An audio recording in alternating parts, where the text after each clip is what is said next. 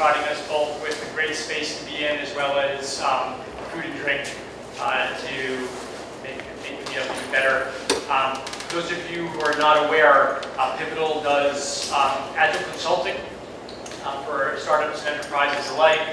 They also do the Cloud Foundry open source project is a Pivotal-powered project.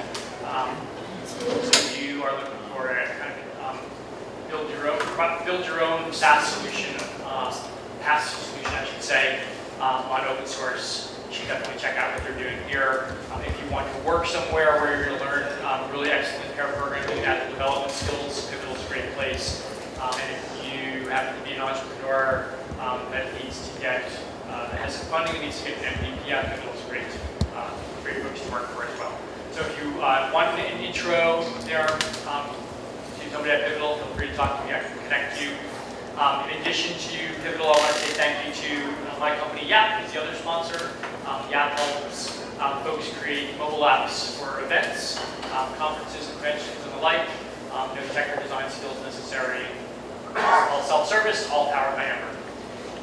So with that out of the way, I want to make a few announcements. Let me plug in the screen here. And this is going to be focused on upcoming events in the Ember community. So we are here, June 23rd, EmberNYC. For those of you who don't know, we're on the fourth Thursday of every month. Just look out the next few months and pencil it in your calendar. Next month, I have not announced yet the meetup, but I'm really excited. We've got Suze Hinton, who's going to speak about Ember accessibility. And so that's going to be great. We also have slots for lightning talks, so if any of you are interested in presenting something that you're working on, talk to me. Even if you've never presented in front of people in a tech audience before, this is a great place to get started. I'm really nice, supportive group, easy to get over that hump and get a sense of what does it feel like to be up in front of the room talking tech. We, in addition to these monthly fourth Thursday of every month meetups, we do smaller project nights. And the next one of those we have not yet announced, but are working on, looks like June 29th, which is next week. Next, who knows what night of the week that is? Let me help me out. 29th? I think it's Wednesday night. So don't hold me to that, but we've got that coming up. And our project nights are kind of smaller, more intimate, more hands-on hacking sessions where sometimes there's a theme, sometimes it's just open hack, and you can pair up with other folks. If you're stuck on something, find somebody to sit down and maybe look at it, work through it with you together. So we think that the project nights and the evenings of talks like this are nice way to pair out and round out the community events for EmberNYC. In addition to EmberNYC, there are a bunch of regional events going on around the world over the next few months. I wanted to call your attention to them. The first one is coming up really soon. Wicked Good Ember, just by show of hands, who's going to be going up to Boston for Wicked Good Ember? Awesome, good stuff. Looking forward to seeing you on Thompson Island. For those of you who are like, wait, what is this? This sounds awesome. There are still some late bird tickets available, and it really is awesome. You take a boat from Boston, and then it's 2 days of single track talks on an island outside of Boston. There's dorm rooms, there's camping. I've got my tent, my sleeping bag, and my slack line, and my laptop, and I'm ready to go. So it's going to be really fun. Also coming up is Ember Camp London. That's going to be on July 12th. And Yehuda Katz and Tom Dale, the Ember 4 team, are going to be there. Lauren Tan is also speaking. It's a really excellent lineup at Ember Camp London. Emberitas is a really cool new event put on by our friends at the Front Side and Friends, which is a free one-day event to teach women to code that's happening in Austin, Texas. Women to code, specifically Ember. And that's July 16th. And then Ember Fest is happening in Budapest, October 27th and 28th, if you want to go a bit further afield, or if you have friends in Europe who are jealous of all the great tech events that we have, Ember events that we have in the States, are looking for one of their own. This is one that they should know about. So with that, I want to open up the floor to any announcements from any of you. Guard, do you want to come up and grab a mic?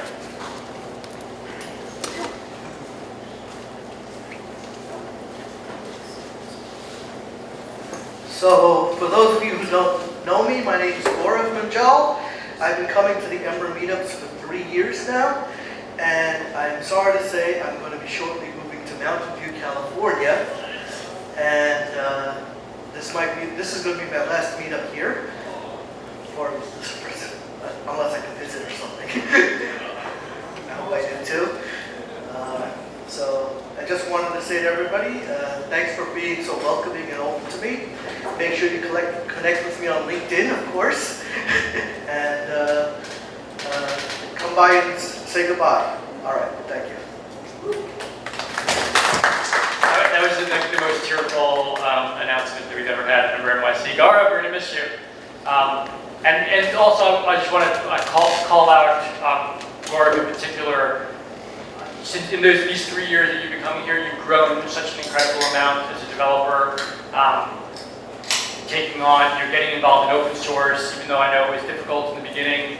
Gaurav, for those of you who don't know, has been leading the Ember Twiddle project, which is a really cool way to share small Ember apps for debugging purposes and educational purposes, and just been doing a bang-up job with that.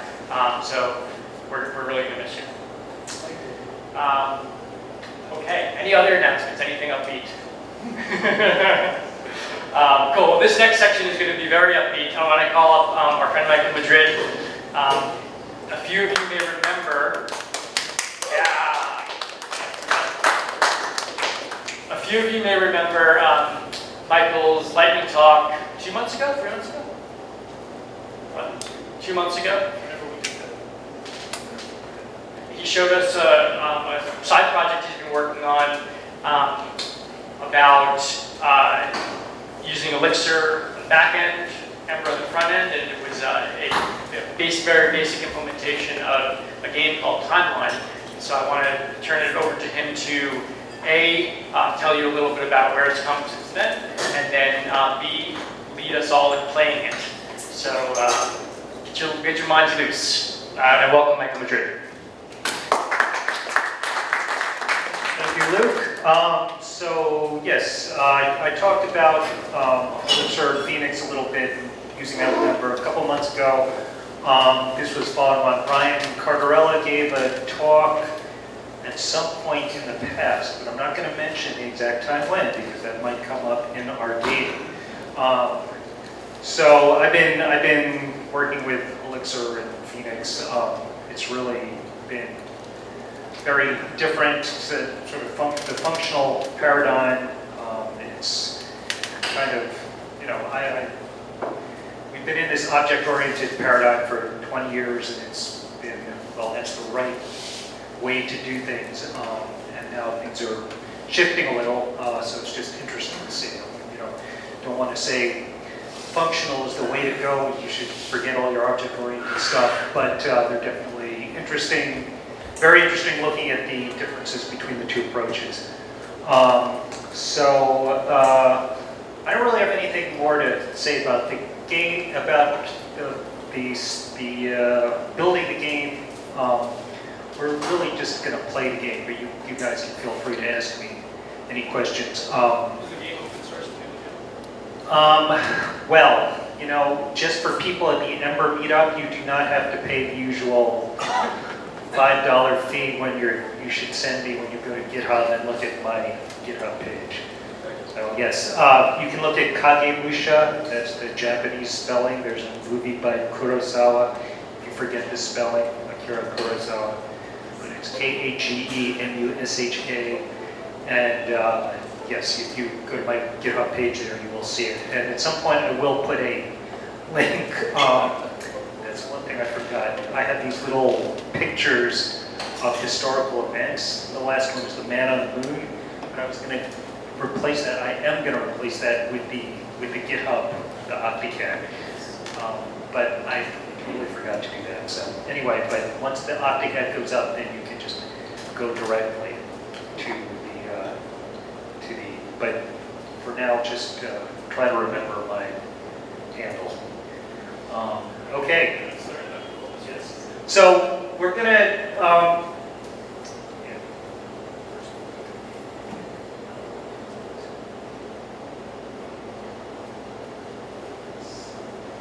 Michael, do they need to know how to play, what timeline is, how to play it? yes. Okay, this is Firebase starting up, or maybe Heroku starting up. I didn't mean to go and tweak it once, but I forgot. But the game time, there we go. The game timeline.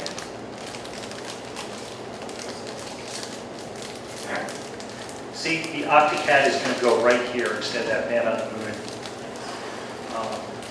So the game timeline is, for those of you who haven't played, you have cards and you put these cards on a timeline.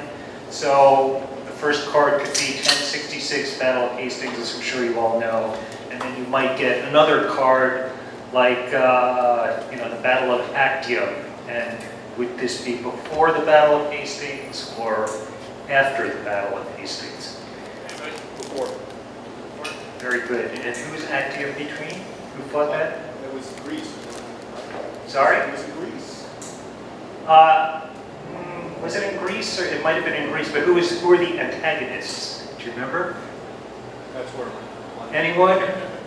That was, of course, when Mark Antony got defeated by, or Mark Antony's forces got defeated by Octavian. Became Augustus, right? Right. Okay. Yeah, whatever. Okay, so we're going to have two teams. One will be my team, and the other, can we have, okay, Luke, but you don't have a computer. We're going to need someone else to go to this URL, please. And for Adrian, do you want to be the captain of the other team? Why not? okay, one sec. You will be joining the game, but I thought very hard about our team name, and it's going to. So this will be my team, and that'll be Adrian's team. Okay, so we are going to be top lane, and this game code will use NYC, and we are not going to use general history cards, so you don't have to remember when the Battle of Actium was. We are going to use peeps. Everyone know what peep stack is? Peep stack is, yes, Gorab. Phoenix, Elixir, Ember, and Postgres. Right, exactly. Phoenix, Elixir, Ember, and Postgres, for those who didn't hear. Someone on, I think one of the Ember podcasts did point out that it's kind of odd to have Postgres next to Ember, because really it should be either first or last, depending whether you're going front to back. But, oh well. Anyway, so Adrian, if you could, you're up. Oh, you can't see me. Yes. So for the game code, put NYC, and for team name, you can. How about, what do we got? How about Tomsters?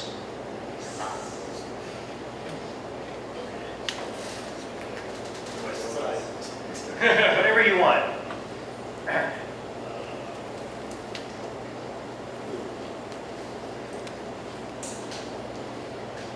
There you go. I like it. Okay, and click OK. And as you see, he has joined. So we are ready to start the game. Wait, what are the teams? The teams. This side is the Tomsters. All right. And you're with us, yeah? Los Immutables. It's a nice French-Spanish combination there. Okay, so the player order is determined at random, but it just so happens that we are first, Los Immutables. And so as you see on the right of the screen, there is a timeline. And the first event we have is first EmberNYC mascot by Sam Penner. Boy, I've been reading this all this time, and I thought it was Stefan Penner. Steph's wife. Yeah, Sam, that's Steph's wife. So that happened in January of 2013. And, oh, okay, so the messages are, I screwed up on those messages, those have to be tweaked a little. But our card for Los Immutables is initial release of Backbone. Did that happen before January 2013 or after January 2013? Before. Before Can Saturday? you bump the font ones up? Sure. For some reason, that's on trajectory. It just does this like outline. You notice that? Yeah. How's that? Oops. Okay. All right, what's my email? Sorry. Okay. Anyway. Okay, so it's the before camp. Yeah. Okay, so we will go to this button here and place the card. At some point, I'd like to change the interface so it's a whole big 3D timeline thing, like going back into space. I really wanted to do that, but I didn't have time to learn that before this. So, but that's interface 2.0. So let us see. Yes, we're winning. Okay, so now it's the Tomsters. Fast boot announced. So our options are we can put it here, here, or here. Yes, exactly. And they will be seeing dots. We don't see the dots because it's not our turn. Put it here. We had before Backbone. Definitely not to be on cluster. In between. Before Dumpster.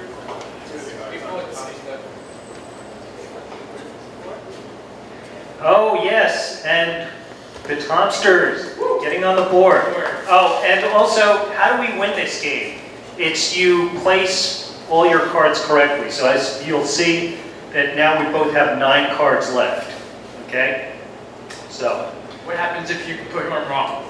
if you put one wrong, I don't even want to say it because it's just, it happens so fast that it's better not to, you know, and then it's over and we just let them fly. So. Okay, so Immutable. Where is the last Ember data beta? 1.0 beta. Sorry. The last Ember data 1.0 beta. And I'm having trouble scrolling. Oh, we don't have to scroll because it's already. Anyone have any thoughts? Where would that go?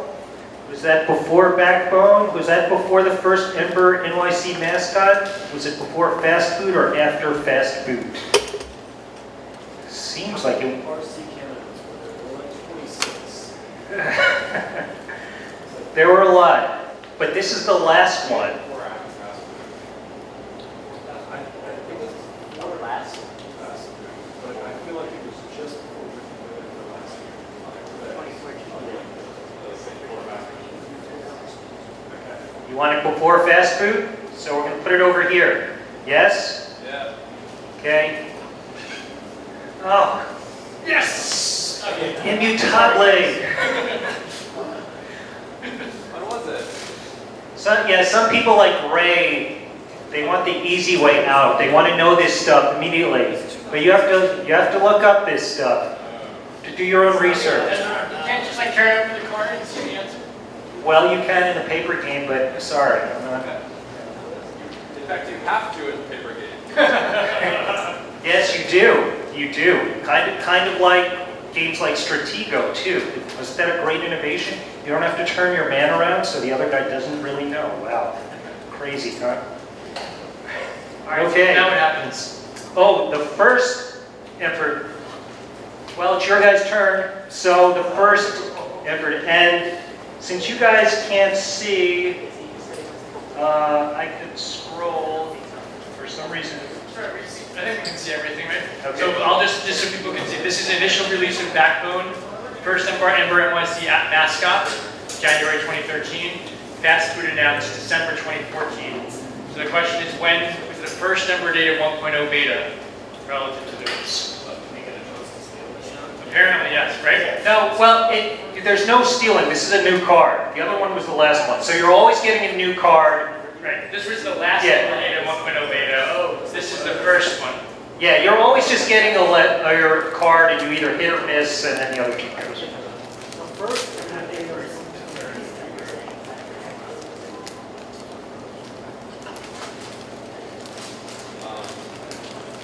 Who's got a strong feeling?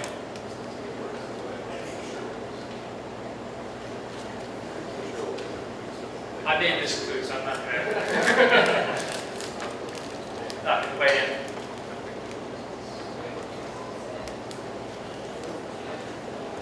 Consensus?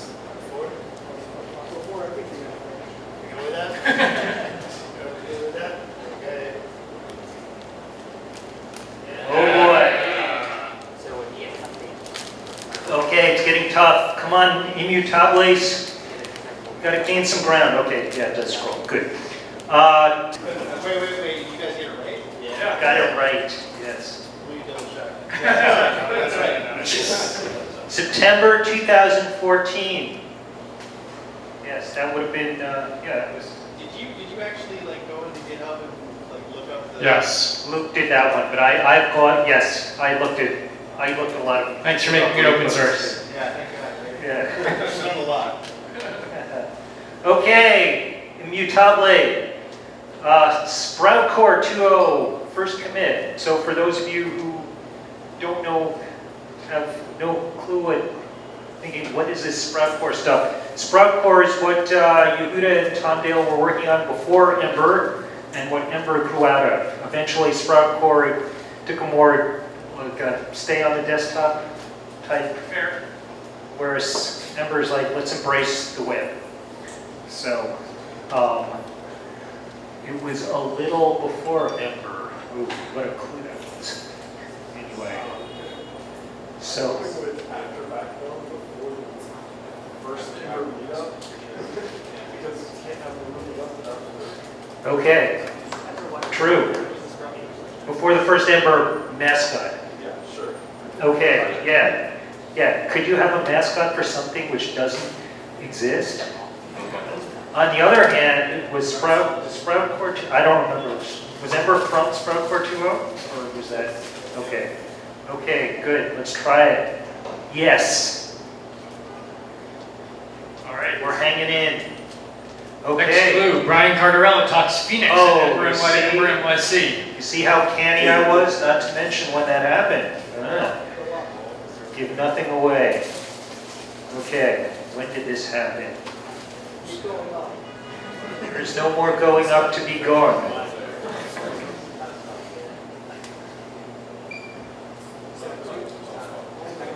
That's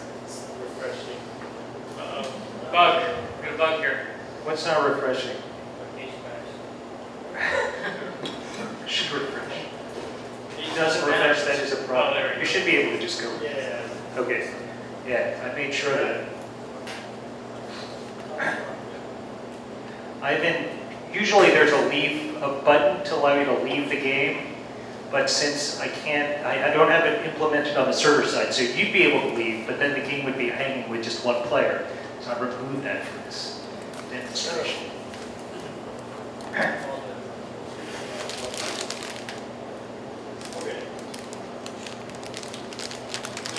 Yes. Right.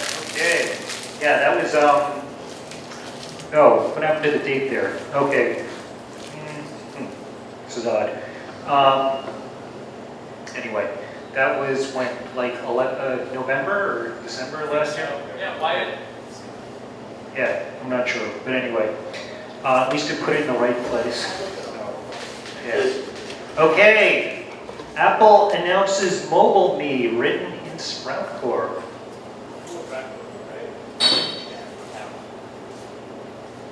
It's 2008, it's 284th, and Cappuccino and EmberNYC 2009 Sprout Core completed.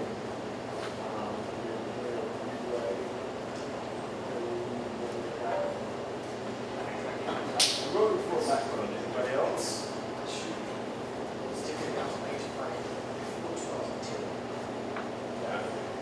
Yeah? Right here? Go for it. Big bucks, no whammy. Yes. Nice. Okay. All right, next up, Jose Valim starts work on Elixir. Yes. Anybody know when he started working on that? Yeah, everyone thought he was crazy. You're, the god within the Rails community, and you're just going to throw that all away to do this crazy thing.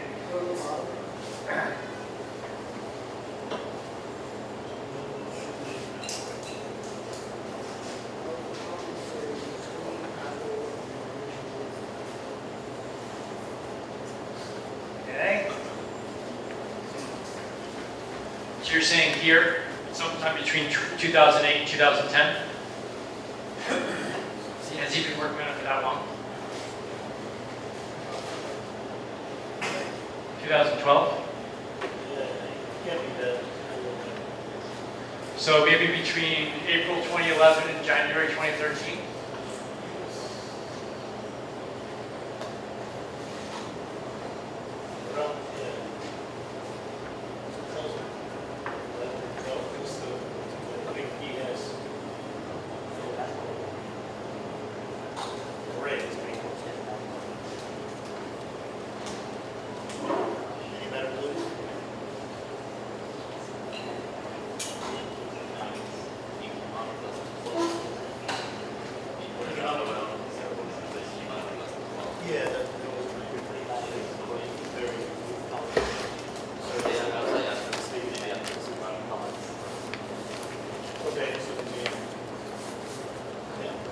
So here,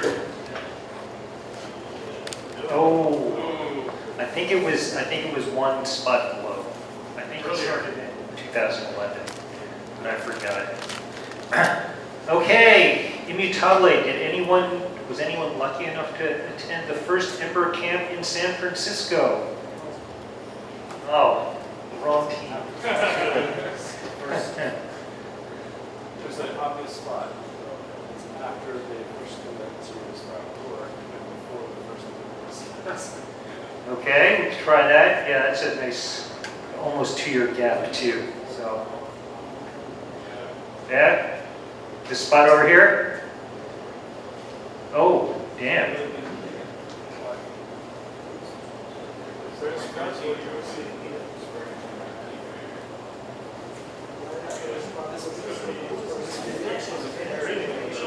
2013. Okay, so.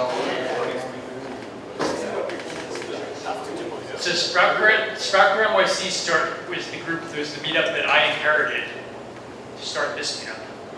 So it existed before Yeah.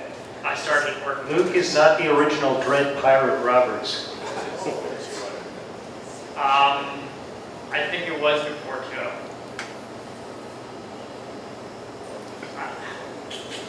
It's a tough one. I'm going to guess it's either this one or this one. I played this clip, so I don't know.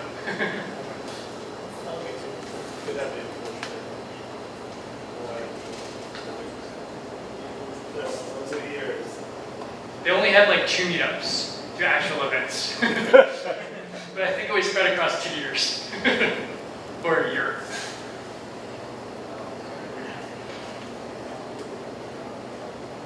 Alright, let's try that, yeah. I'm good with that. Oh, yes. Right. Okay. Okay. First, EmberConf. There must have been someone on the side of the room who went to the first EmberConf. Yeah. When was that? 4/7/2000. So right here? Yep. Nicely done. Okay. Ember CLI, and that would be the inception, not the final. Definitely a productive. For those lucky as that being announced. But it was work started, I would say that this is probably before that date, right?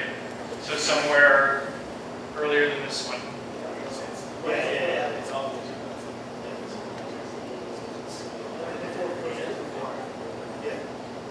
Let's try it.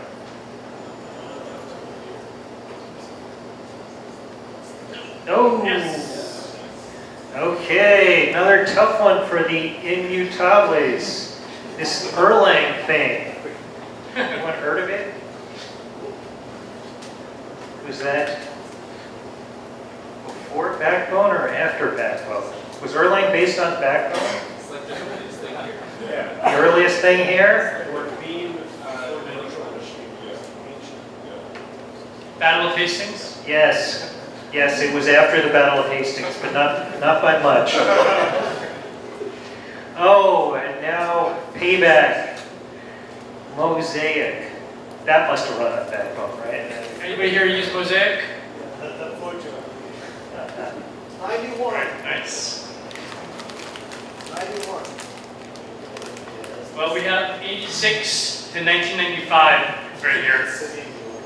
And it was definitely before JavaScript.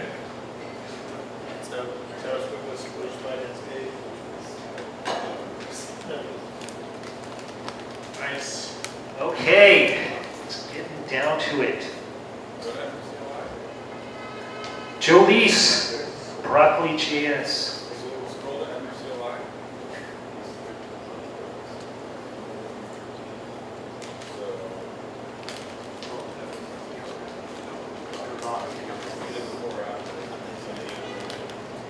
Okay, before or after EmberNet 1.0 beta? I have a question. Did Ember Camp, was that a correct clue? The first Ember Camp in San Francisco, or were you wrong? I think that was correct. Is that on the board somewhere? No, it's not. It was. So it's incorrect. Oh, sorry. Yes, it was incorrect. Sorry. Yep. Because in case it's helpful, Joe announced her intention to build this thing at the first Ember Camp. Ah. It's not. Yeah.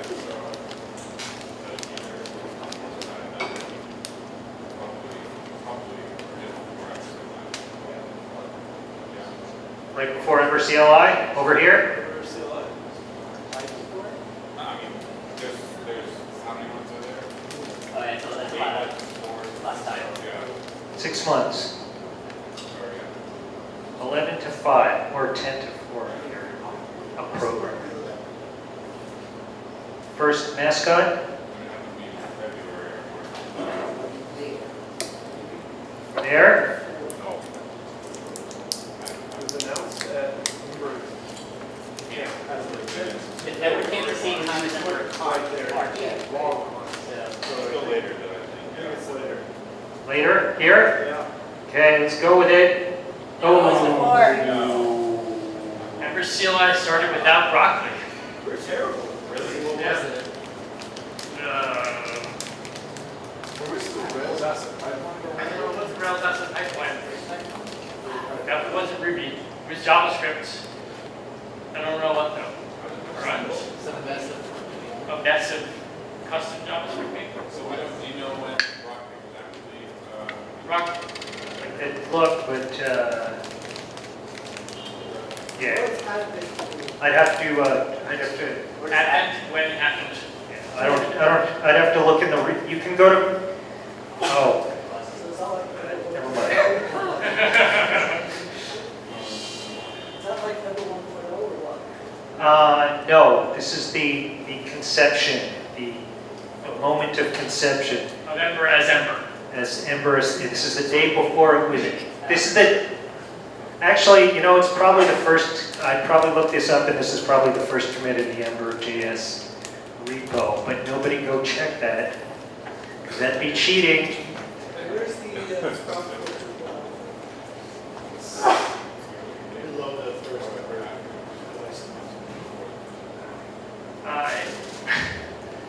If it was the first commit, how is it any different from Sprout4T's first commit? No, that's exactly right. It's exactly the same. Well, it's a different repo, so. Is this supposed to- Perhaps this should be interpreted as the first commit to the Ember.js repo, which might be different from the Sprout Core 2.0. It was the same, they didn't fork. Okay. Did they fork it at exactly the same What are time? we saying? Here? Well, it's the same month. You can put it either way. It should. It respects ties, Oh, but interesting. Well done. yes. I think it was before the mascot. It was obviously before the mascot. like November 2012 or so? That's right. There we go. Oh, job. getting down to it. One card away from victory for the Tomsters.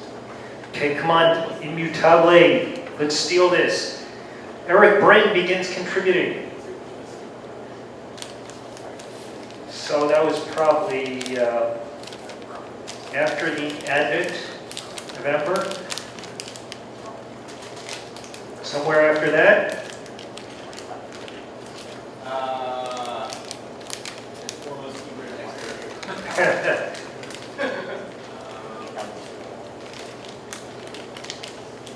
Possibly before Star Wars 2 is supposed to commit. Really? Over here? Okay, so, sorry, let me just clarify. This is intended to be Eric Britton begins contributing to Ember. Or to the repository that is Ember. About 14.0, I would say. Right here? Right after. Oh, sorry.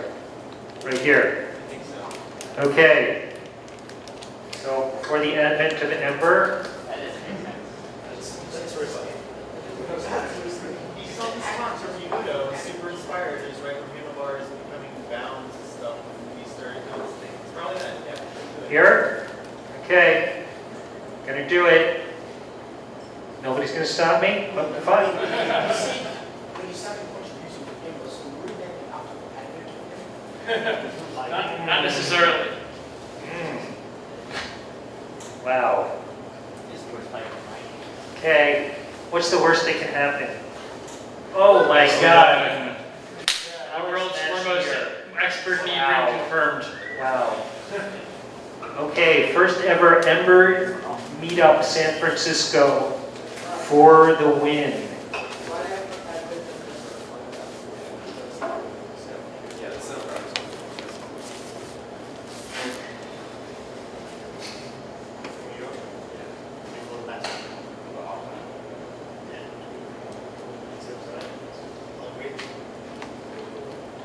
Oh, damn. So they got a nice little green circle. Yes. Well done, well done. We get the, well, January 2012, by the way, or maybe early February. well, Immutable, we started in a non-winning state, we ended in a non-winning state, so we have accomplished our goal, yes. All right, let's hear it for Michael and Ember Timeline. So for those of you who that was a little bit too much inside baseball, I apologize. I hope people learned a little Ember history. And I want to now welcome up to the stage, as it were, our friend Nathaniel Hammond.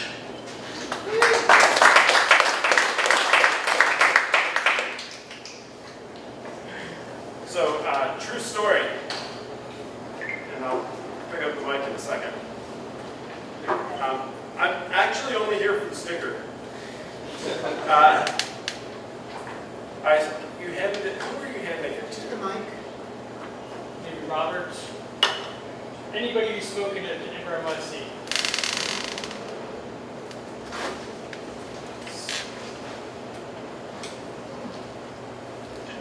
Did I succeed at 720p and all that other fun stuff? Looks good. Looks good. Okay, so yes, true story, I did actually only agree to come speak because I wanted the sticker. He handed it to somebody in front of me and I said, I want that. He's like, you gotta come speak at EmberNYC. And I said, okay. And so here I am. Tonight we're gonna talk about using service workers. And so let's build an Ember application. Whoa. Hold on, that's a little complicated. Let's build a simpler Ember application. That's much, much nicer. So we'd say Ember new app, pop over to console, and we immediately have a new Ember application. In fact, that new Ember application looks a lot like this now, which is pretty fucking fantastic. This is the result of all of the work from our learning team to kind of improve the first run experience. But that's still a little complicated. So who remembers like the old school first run experience? You go over here, move that. Oh, now we actually have to add our own application template. So I actually went all the way back to like 2014 and added the Ember.js because we changed that sometime in 2015. Who knew? These are all sorts of useless clues that we can include in the next iteration of Timeline.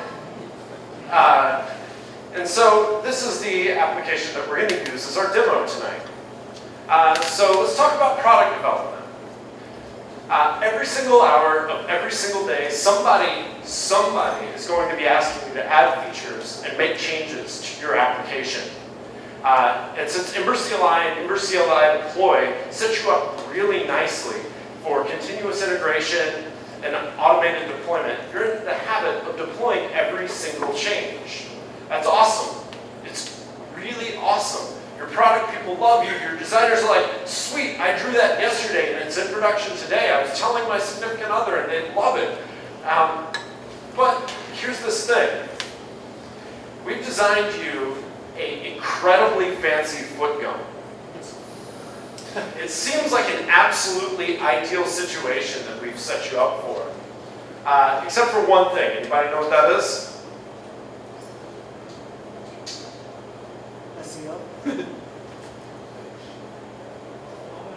Browser cache, and I love puns. I'm terribly sorry for your loss.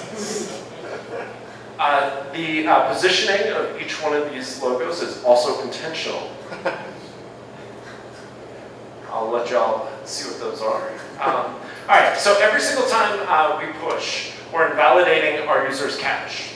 Our vendor.js and vendor.css files may not change as often, but that will still happen at least once daily.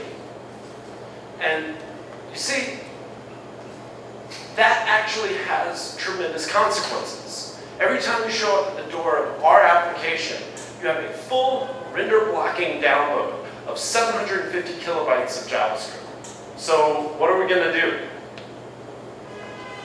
I got it. Clearly the problem is we're not caching granularly enough. So what if we stop concatenating all of the files? Seems like a great first pass solution. We've got HTTP2, it can make all of these individual requests, and for every single module, and multiplexing will take care of us, and I can't think of any particular performance concerns. None at all. So let's take a quick look at what our story looks like inside of our application. So we're no longer talking about our trivial application. This is actually our application at LinkedIn. And so let's see what we're up against. Looks like 4,000 modules. Okay, seems fine. Except now if we're going to actually build this with making individual requests for modules, we have to worry about other things that we didn't have to previously. Now we have to worry about ordering. We've got to make sure that all of our code actually makes it into the page. We need to keep track of their success or failed load state. And in the event that something goes wrong, try again.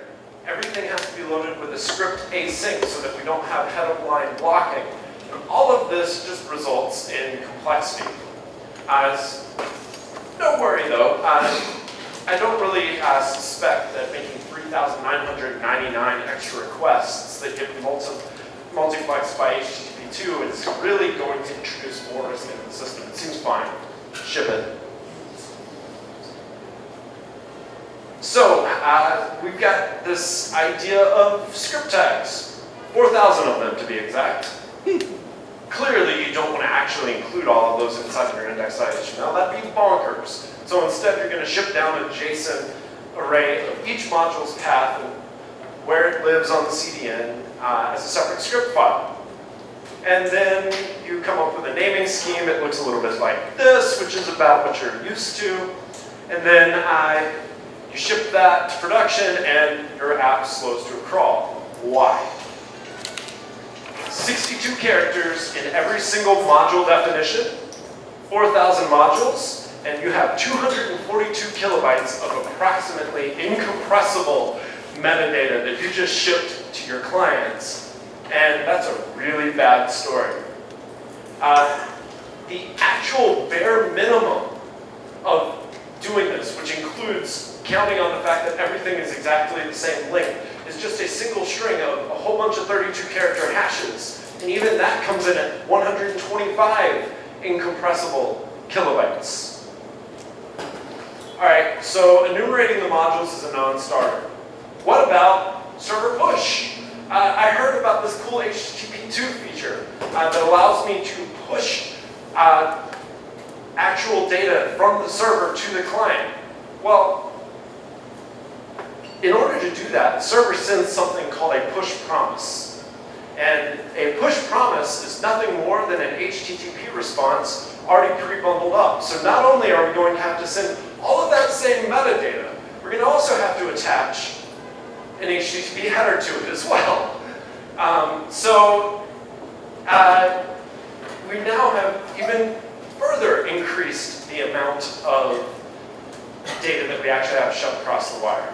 And now we don't even know whether or not the client needs that asset. This is backward. So, caching individual modules using default browser mechanisms has tremendous problems. Too much data required, too small of a pipe to shove it through, and HTTP2 is not coming to the rescue. Because fuck you. So, hi, I'm Nathan Hammond. So tonight I'm going to do something other than make you depressed about the state of HTTP2 for your ambitious applications. And so we're going to talk tonight about a strategy for service workers to help us shoulder the load. I work at LinkedIn, and I've been excited to get to come hang out with all of y'all in New York. So let's talk about service workers. This is not an introductory talk to service workers. That's passé at this point. You've seen it 7 times, and I'm sorry for your loss and those hours that you will never get back. In fact, there are 3 slides in this presentation on this topic, and this is one of them. So, service workers are a programmable cache, and they are not a douchebag. Onward, let's talk about the first visit of your application in the service worker experience. So, we're going to use service workers to solve all of our problems. And what does that look like? So here's our first request to example.com. We've started at the browser, and it hits the server, and it says, hey, I need something. And the server says, yeah, you need index.html. Here you go. Index.html happens to, inside of it, have a script that is in line that says, hey, I want to register a service worker. And it registers the service worker and says, hey, you are at serviceworker.js or sw.js. And the service worker says, cool, got it. And says, I'm going to go talk to the server and get serviceworker.js and say, hey, give me that. And that's passed back into the service worker context, and the service worker runs actual code to bootstrap itself. Now, at this point, what we've done is only load index.html, service worker.js, and there's no other script tag inside of our actual index.html application. The service worker is about to kick in, and it says, hey, what do I have sitting in browser cache? And it says, what version do I have? And the browser cache says, haha, this is your first visit, you've got nothing. So good luck, have fun with that. And the service worker says, oh, okay, fine, be that way. And it goes back and talks to the index.html and says, hey, what version of the app are we at? And index.html includes inside it a version string.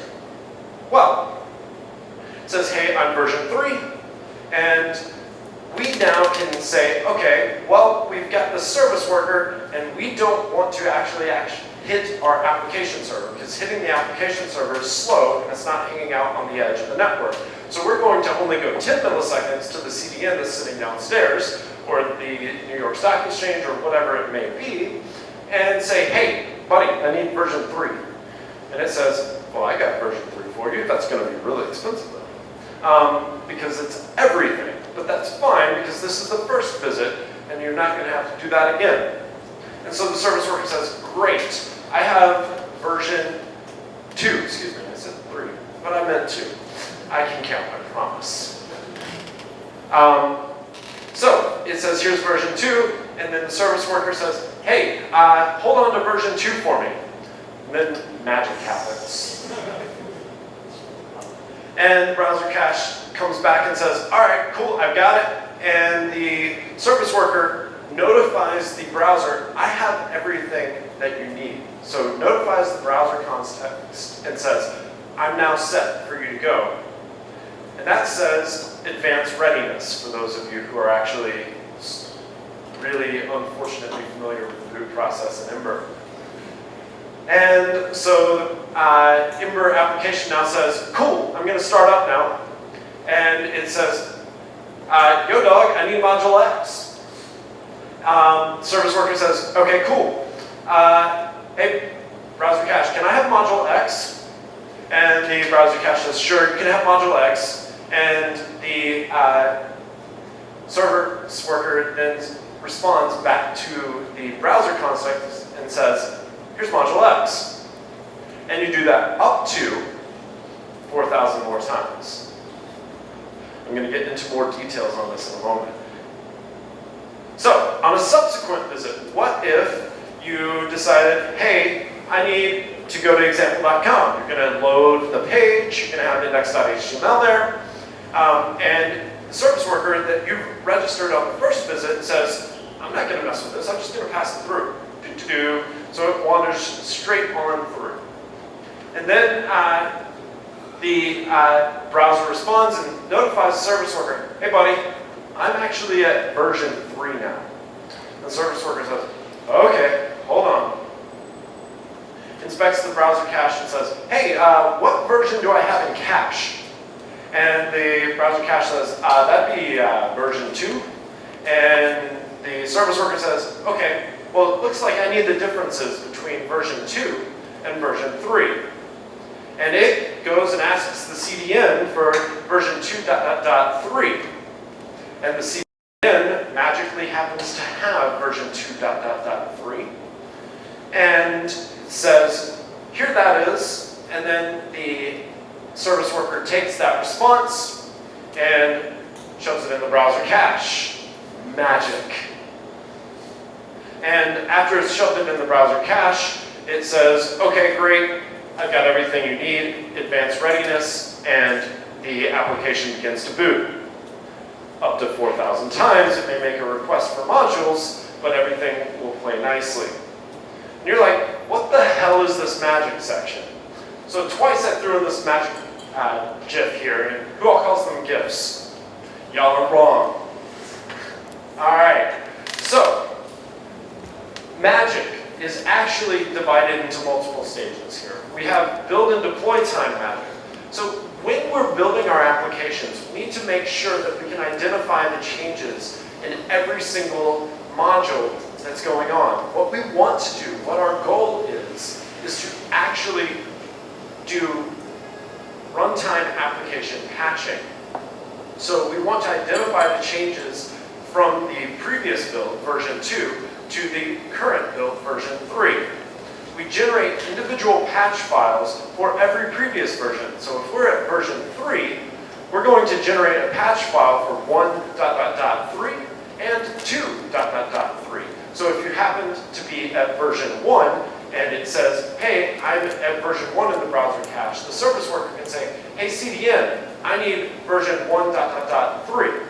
And this again makes it possible to keep all of our actual code at the edge of the network on the CDN as opposed to building it immediately upon request on the actual server.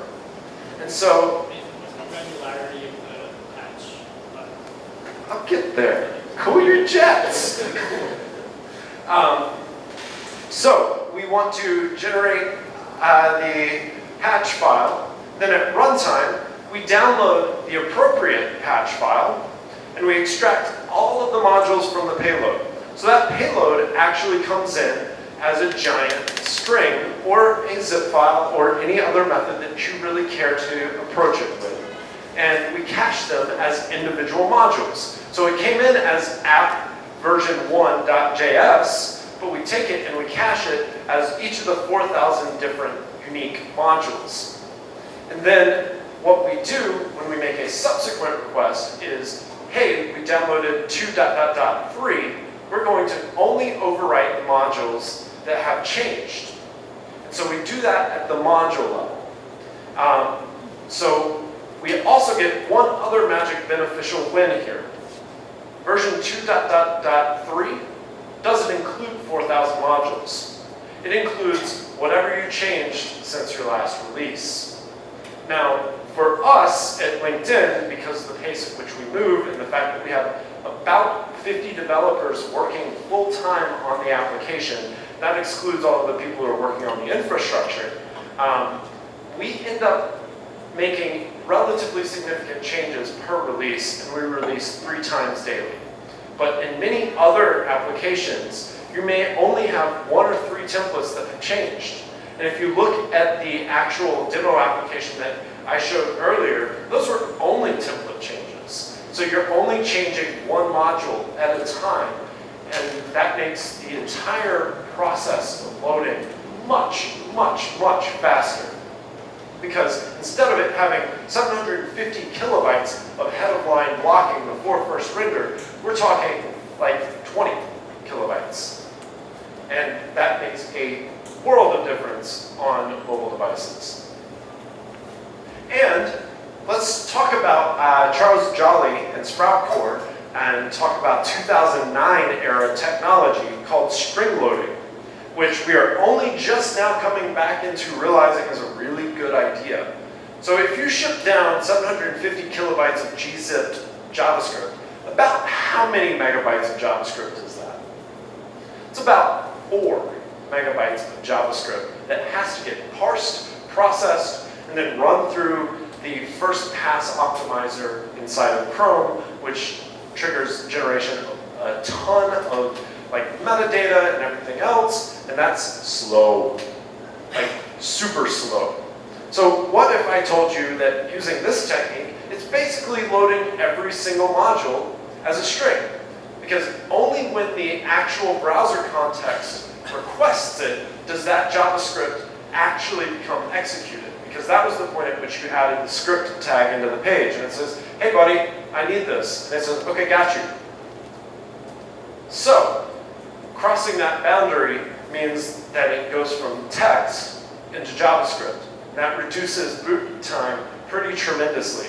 And you only parse and evaluate the JavaScript that you need at that particular point in time. And it makes it easy to do as well. Now, we've got a couple unsolved issues that this does not even begin to address. And one of those is asset bundling. That's going to become entirely separate with lazy loading engines. So the idea of asset bundling is, hey, I need this asset, which is not like app.js and Ember.js, which are both these huge modules, or huge files. And that works just fine, but if you still have these giant files, that makes the first visit experience still terrible. So this makes the subsequent visits great because you just completely populated the user's cache. It's like installing a native application, but we can do better than native applications because we can only require the pieces of it that we need. And so we can say, hey, we have this other bundle when you actually cross into an engine that we want to load in. So that can be combined with this technique, but it is not actually a portion of the service worker loading technique. And then the other problem is build time performance. You just released version 872, and they are running version 3. Did you just actually create 872 patch files? So we have numerous options here. We can use, say, maybe even Git itself and store modules as individual files and do all sorts of clever things that way. And so we can actually have tags and we can just do tag version differences between each of these. Who knows exactly what the correct solution here is? And if you do know what the correct solution is here, come talk to me afterward. We have right now the plans of a rolling history. And so if you get more than 50 behind, you get the full version. Other than that, you get the patch file. So we simply decided to cap the amount of time that we spend doing the actual patch file generation. So we have future investigations that we want to look into. Right now, we're talking about patching modules as whole modules. It'd be kind of awesome if we could actually do binary patching effectively on each of these assets. So if you changed your Y-O-U-R to Y-O-U''RE to correct your grammar mistake, you could, instead of shipping an entire module, which could be a giant template, which giant templates are still getting smaller with Glimmer 2, but they're still going to be non-trivial. It could, instead of being replace the entire module, it could be, here's a 3-line div that you can actually throw over top of that existing module. So we would need something client-side running in the service worker, which is not blocking. So this is actually a reasonable idea to actually go in and patch those modules on a per character, per line, per something that is more granular than the actual full module. We don't really know how much of a performance win that would be because simple blind overriding may just be that much faster client-side that it's not worth the full patch. So we have to actually perform tests on that. So thus, investigations. So we need to talk about how we're going to Emberify this. We should implement it as an Ember add-on, but we've got a few things left before that's actually going to be easy. So to make that easy, we need to turn everything inside of Ember into modules. How many of you love Bower? I like that answer. I'm glad that nobody likes Bower because one of our goals is to remove Bower from Ember CLI. And we want to eliminate globals code at the same time, which will make it possible for us to handle all of this behavior in async unraveling really, really, really easy because you have down at the very, very bottom of the application, advanced readiness, which simply says, okay, this is the module name per the config that I'm supposed to require that will unravel everything else. And to actually enable the unraveling, we need to make sure that we enable loader.js to cross the boundary between browser context and the service worker context. So that means probably a blocking XHR request, but not entirely sure yet. It responds super, super, super quickly because it's all on the same machine, and it does everything across that message channel as a micro task, actually, which means that it's all going to fall nice in line before the next set timeout. So it works really well. So with that, I think every single one of you in this room wants to help us build this, right? So this is the result of many, many, many hours of research and conversations at LinkedIn, and we're beginning work on implementation now. And so we have a few non-trivial demos that we've built that mostly work, but we've got a really stupidly complicated application. And so we have to make sure that we cover every edge case, whereas for the real world people who don't have a 4 megabyte JavaScript application that they have to maintain, which is basically everybody else, then we can probably get 90–95% of the way very, very quickly. So we're going to do that in public, and that's where we'd love to get your help. So, at this point, at exactly 24 minutes and 45 seconds, I'd love to open this up for questions. If you've got questions, I can run a mic over. And it's okay if y'all don't. I know I'm perfect. Hey, so in your in the initial request to the server for the indexation, you said version 3. Did you mean version 3 or did you mean version 2? And then I said version 2, or I meant version 2. I said version 3, and corrected myself because I can't count. Got it. That was the low I thought. Okay. Mr. Selikoff. Great talk. First question was, so you said... first question. So you said you're using it as non-trivial cases. I was just curious if it was in like production in any of the apps that y'all work on yet? It is not in production anywhere. And our primary target for this is actually mobile Chrome. That's the thorn in our side right now. So. And then the second question, tree shaking, I imagine it's the same kind of effect as the asset bundling with the lazy engine, so it's kind of tangential to the whole thing. Like it would make the whole situation better. It doesn't really influence the strategy, like the strategy is so valid. Yes, and so the asset bundling and tree shaking are two things. So the tree shaking actually gets a lot easier once everything goes to all modules. Sure, tree shaking. Imagine you walked up to a cherry tree and grabbed it and did that while all of the cherries were ripe. All of the cherries that were ripe would just fall off onto the ground and you could pick them up and eat them. Well, you could do the same thing with code. So you go grab your Git repository and you squeeze it really hard, and then at the end of it, all of the code that you weren't actually using is just kind of scattered around, and the code that's all connected via module requires and imports all sticks around. So all of the code that you didn't need is just kind of on the ground somewhere. So tree shaking. I'm very sorry for those ridiculous analogies.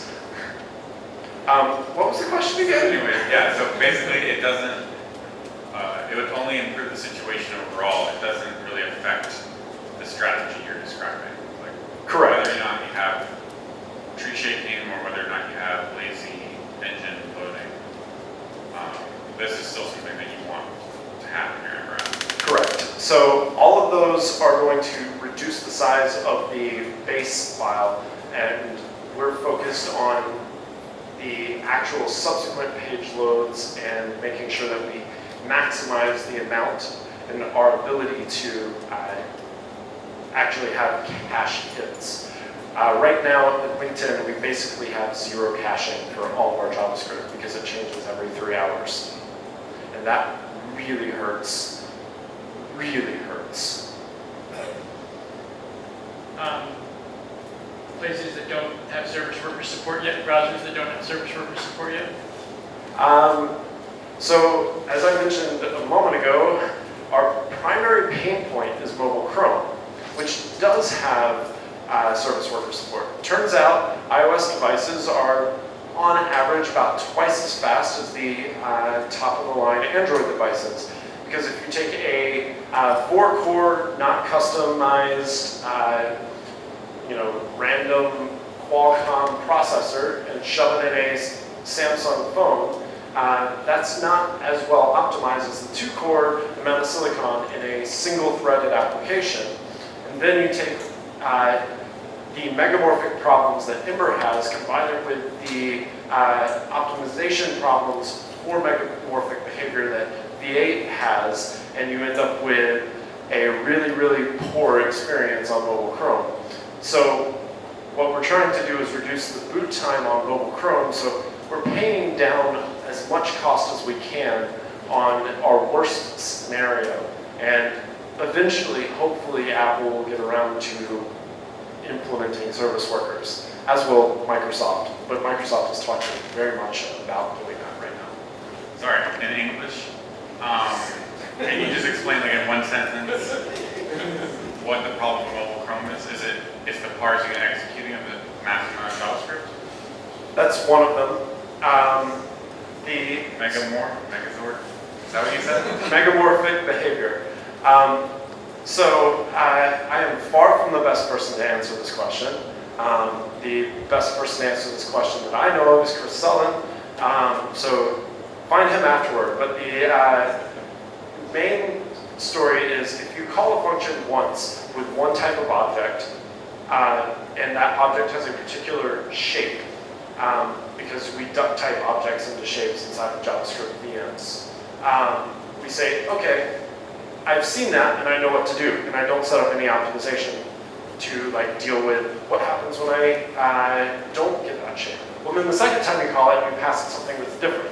And so instead of passing it an object with one property called A, you passed it an object with a property called A and a property called B. And It's an options hash at the end of it. And so now you have polymorphic behavior. And so you started at monomorphic, and you moved to polymorphic, then on like your fourth or fifth, whatever call, fourth or fifth different shaping, I don't know the actual number, you go into megamorphic behavior, and Chrome just gives up. Says, nope, not going to optimize this. And so that makes it much, much slower anytime it hits that code path. So how does the module solve that though? Because aren't you running the same code? So you are running the same code, but at the same time, our current setup runs through a whole bunch of defines on first load. And so even when you're actually doing that, you're doing a whole bunch of processing inside of Chrome that triggers unfortunate side effects. And so we still get benefits from the... Just a literal initial definition of the module, 4,000 modules. Yes. All right, thanks for explaining.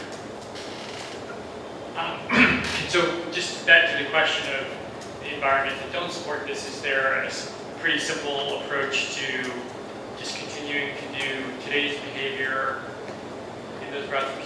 Yes. So what you do is you say if service worker, or if navigator.service worker, and your else statement is a script tag. And that script tag is application.js per the latest version. And so it simply says, I'm going to do a whole bunch of extra complexity if I need to, or if it's going to give me any benefit. But if I don't have that ability, I'm just going to fall back to the default, plain vanilla, really unfortunate behavior. Gotcha.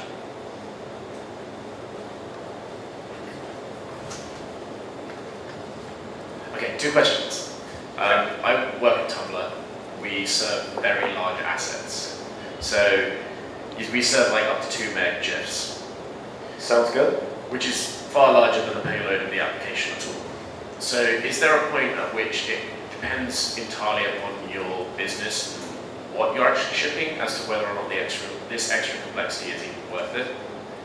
Probably not, especially if you're doing something like a rich JavaScript application, because what you're going to do is end up with head-of-line blocking, because that JavaScript still has to be downloaded and executed before you even make a network request for each of those images that you're going to end up needing.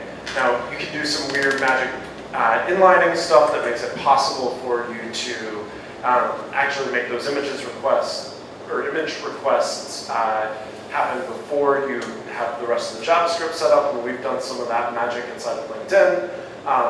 But at the same time, you're still going to get head-of-line blocking because all of that has to come in before you get your first pane inside of an Ember application.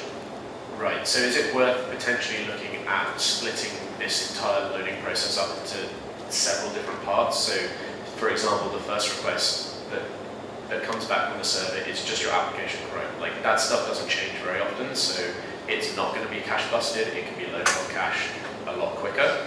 And then the other piece is filled in using a loading strategy like this. So sort of like a hybrid between engines and shipping an initial Chrome.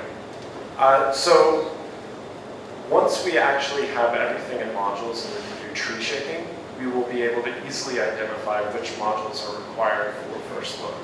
Right now, that's actually very, very difficult to do, especially with dynamic behavior like the component helper. If the API comes back and says, hey, by the way, you're going to need this component, and I'm blaming him for this. This is your fault. He wrote the original component helper. So if you pass in this, and it's based off of some property in the API response, and you said, oh, this is actually a video post, or this is a text post, or this is, I don't know what all text posts are I have. But you have each of these types, and you render that particular component. And you didn't actually know that you were going to need that component definition and that component template at that point in time. So once we actually achieve tree shaking, we're going to probably have some enumeration that you can pass in to your component helper and to anything that does dynamic injection to say, here are the set of possibilities so that we know to link in all of these things. Right, yeah, that makes sense. So before you load anything from an API, you know what the minimum you need for the application to run is. So technically you don't if you just had, say, application frame, you've got a menu, you've got a logo, whatever, you can say, well, anything that's not dependent upon data, which is my general application frame, theoretically can be modeled up as one initial payload. Once that's then loaded, you can have the dynamic part be the rest of it. Like, we don't need to load Ember data on the initial load. We want to display something to the user as quick as possible.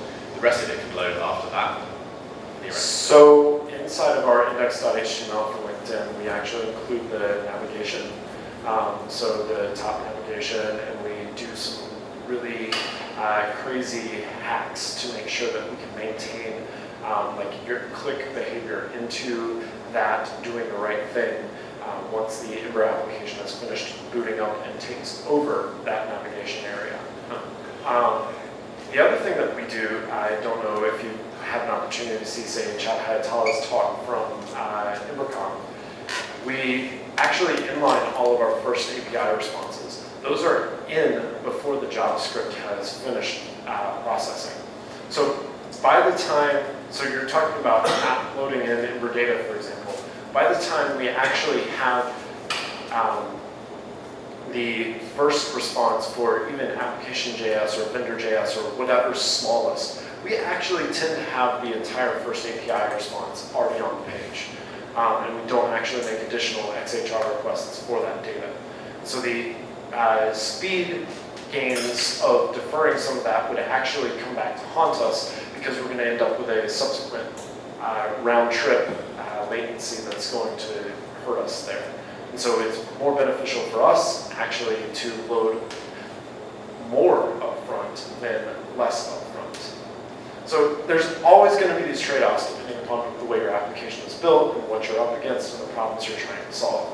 And I absolutely look forward to the time where we can say, for first page render on this particular route, these are the set of modules that you're going to need. But then you end up with these massive combinatorial problems for pushing all of those to a CDN. And then you have build time performance issues. And so then you build a giant cluster of machines whose entire job is to build all of your application, and now you've just moved the complexity around. And so maybe it's worth it, maybe it's not. You have to do trade-offs on like your user engagement, how much the cost of the engineering is. It's fine balance. Cool, thanks. Absolutely. Other questions? Thoughts? Yeah, one.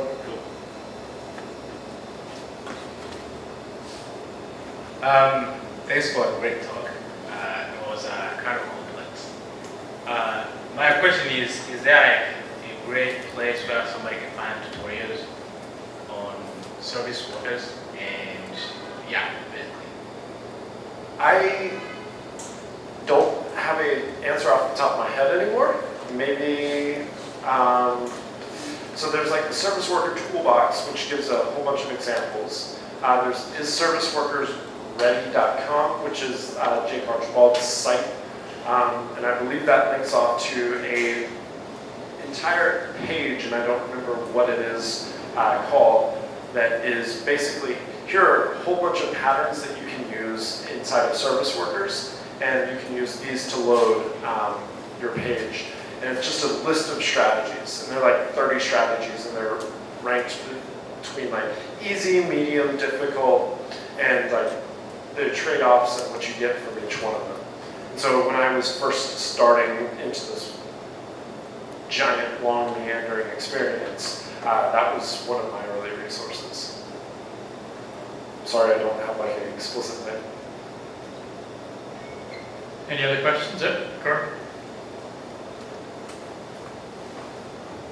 Hey Nathan, thanks again for the great talk.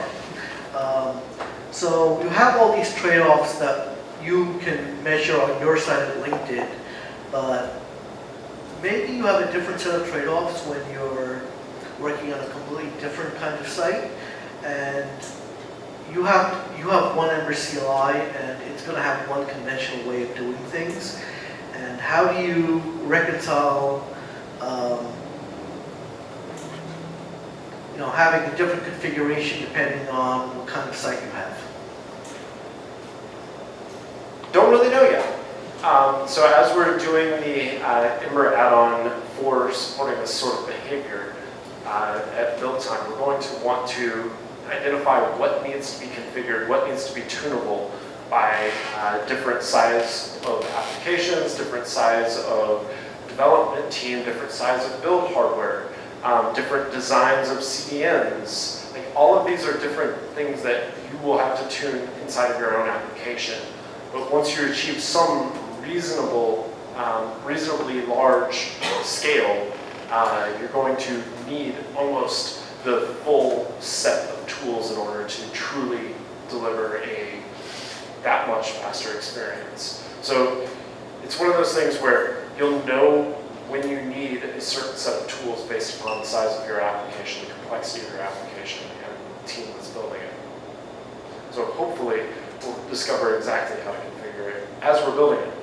So I wanted to mention, just for context, to Garb's questions and some of the other folks, which I failed to mention in my quick intro of Nathan, which is that in addition to working at LinkedIn, Nathan is also a member of Ember CLI core team.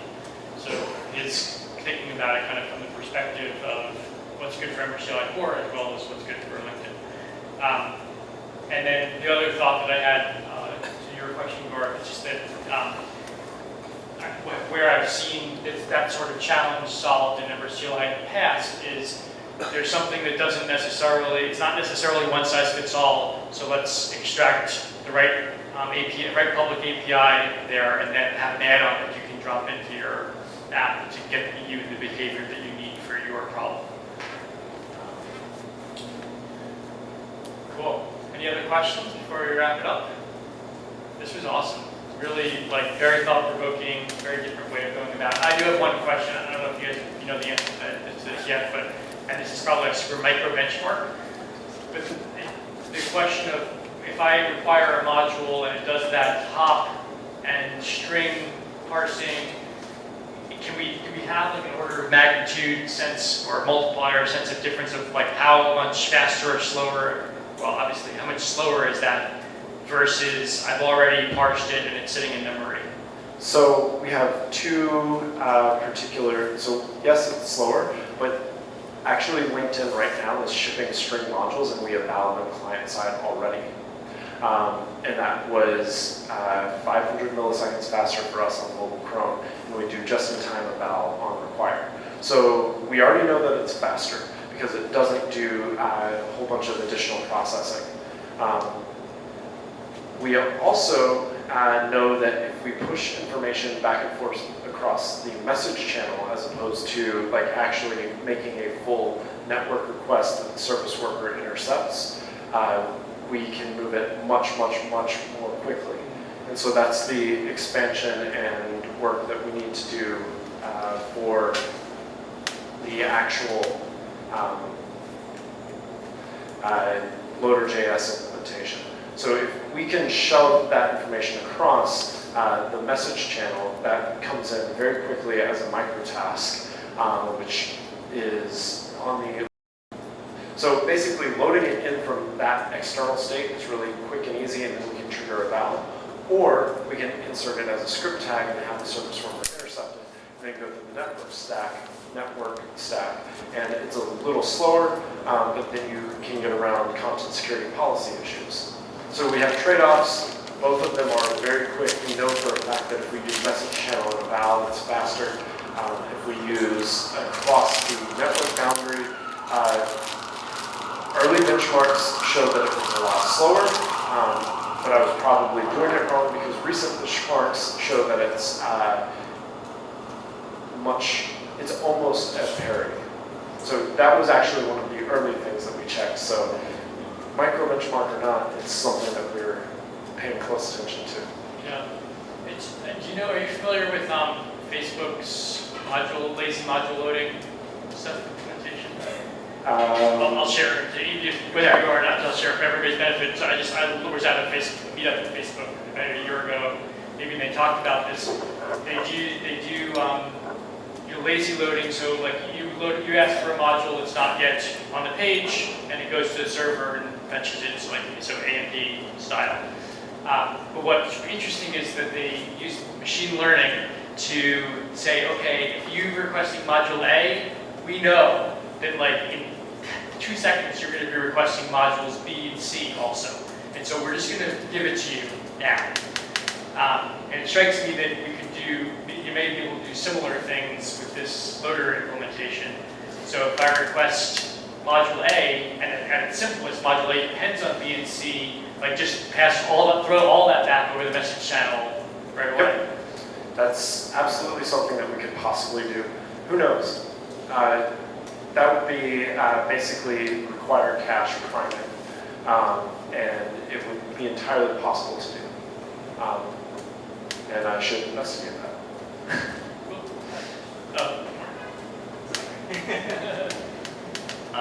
This might sound stupid, but if you're not bundling your application, what happens to your template files? Are you caching them as well, or are you lazy loading? So template files themselves actually become their own individual modules at build time.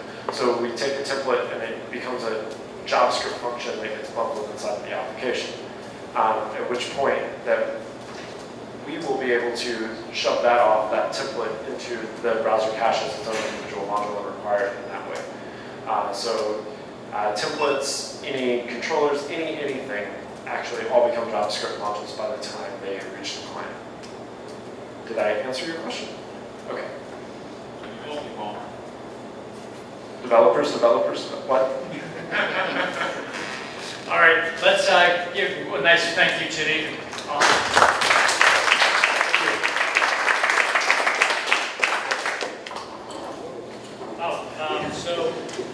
Hold on, I actually have one last thing I have to say. I work at LinkedIn, as does Gaurav and Shane Absar in the back.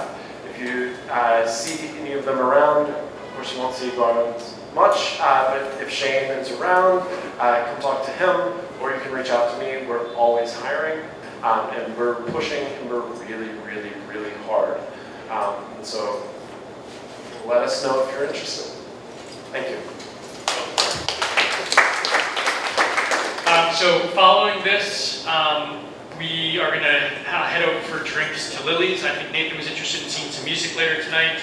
If you're interested in that, you should chat with him too. Lily's is on 17th Street between 5th and Broadway, north side of the street, I believe. So if you want to chat some more about this or other Ember topics, come on out. And otherwise, we'll see you next month, or with Denver, or somewhere abouts. Thanks for coming out. Ciao.